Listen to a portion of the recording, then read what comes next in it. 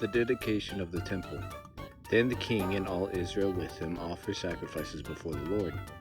Solomon offered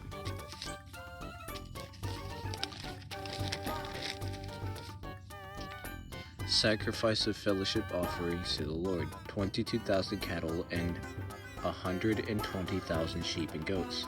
So the king and all the Israelites dedicated the temple of the Lord.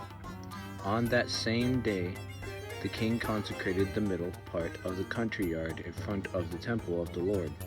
And there he offered burnt offerings, grain offerings, and a fat of the fellowship offerings, because the bronze altar that stood before the Lord was too small to hold the burnt offerings, the grain offerings, and the fat offerings, and the fellowship offerings. So Solomon observed the festival at the time, and all Israel with him, a vast assembly, people from Lebo Hamath to the Wadi of Egypt. They celebrated it before the Lord our God for 7 days, and 7 days more, 14 days in all.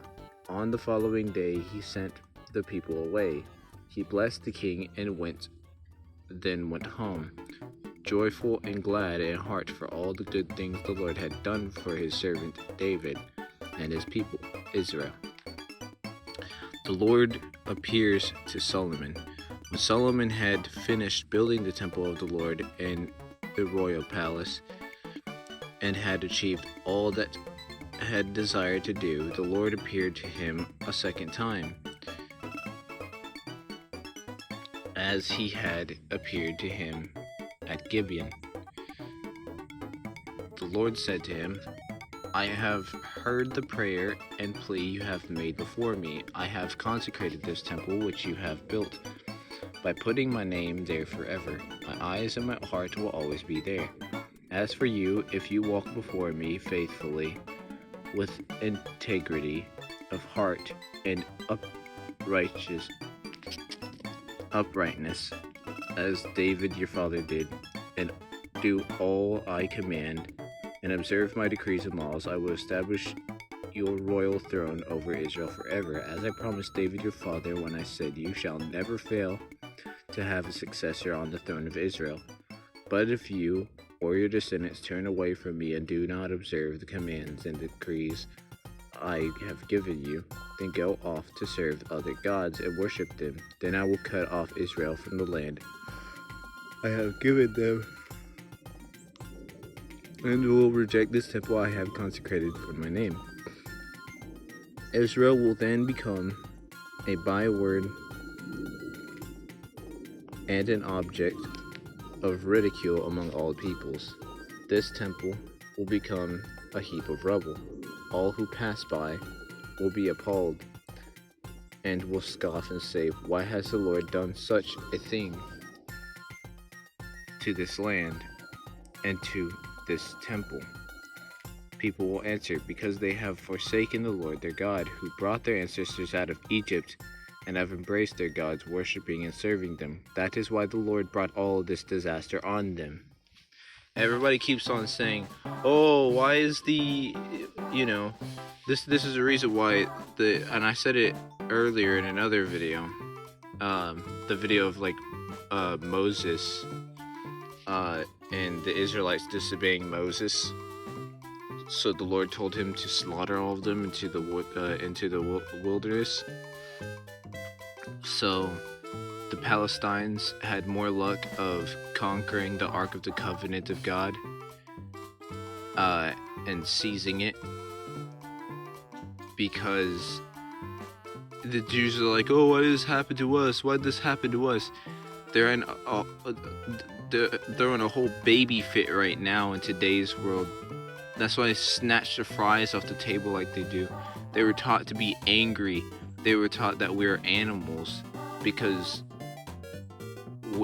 we followed God after they ignored God and did their calf worshipping, their golden calf worshipping thing.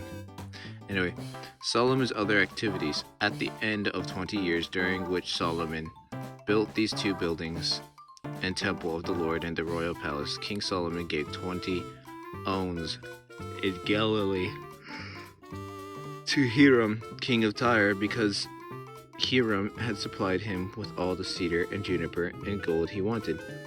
But when Hiram sent from Tyre to see the towns that Solomon had given him, he was not pleased with them. "What kind of towns are these you have given me, my brother?" he asked. And he called them the land of Kabul, a name they have to this day. Now Hiram had sent to the king 120 talents of gold. Here is the account of the forced labor King Solomon conscripted to build the Lord's temple, his own palace, the terraces, the wall of Jerusalem, and Hazor, Megiddo, and Gezer. Pharaoh, king of Egypt, had attacked and captured Gezer. He had set it on fire. He killed its Canaanite inhabitants and gave it as a wedding gift to his daughter, Solomon's wife. And Solomon rebuilt Gezer. This is the first time I've heard Canaanites this far in the Bible. I hope I can hear more about them so I can see where they actually ended up, just how I think they ended up. He built up Lower Beth Haran, Baalath, and Tadmor in the desert within his land, as well as all his store cities and the towns for his chariots and for his horses. Whatever he desired to build in Jerusalem, in Lebanon, and throughout all the territory he ruled, there were still people left from the Amorites, Hittites, Perizzites, Hivites, and Jebusites. These peoples were not Israelites. These were the peoples that they saw when the Israelites were set out to go see and expand, go see other lands and stuff. They saw the lands with the Amorites, Hittites, Perizzites, Hivites, and Jebusites, and Canaanites and Nephilim, and they came back to Moses and Joshua and tore their clothes at their feet, begging them to go into the land because they had riches, but they were full in sin. They were like, it was like the city of Babylon. Solomon conscripted descendants of all these peoples remaining on the land, whom the Israelites could not exterminate, to serve as slave labor as it is to this day.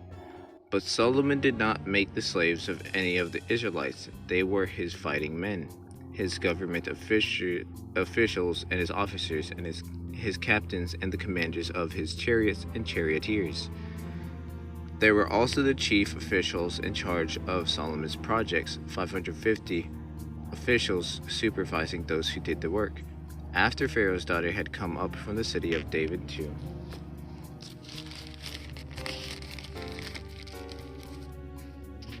The place Solomon had built for her, he constructed the terraces.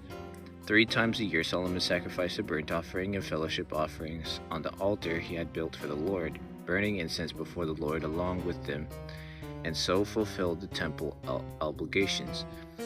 King Solomon also built ships on Ezion-Geber, which is near Elath in Edom, on the shore of the Red Sea. And Hiram sent his men, sailors who knew the sea, to serve in the fleet with Solomon's men.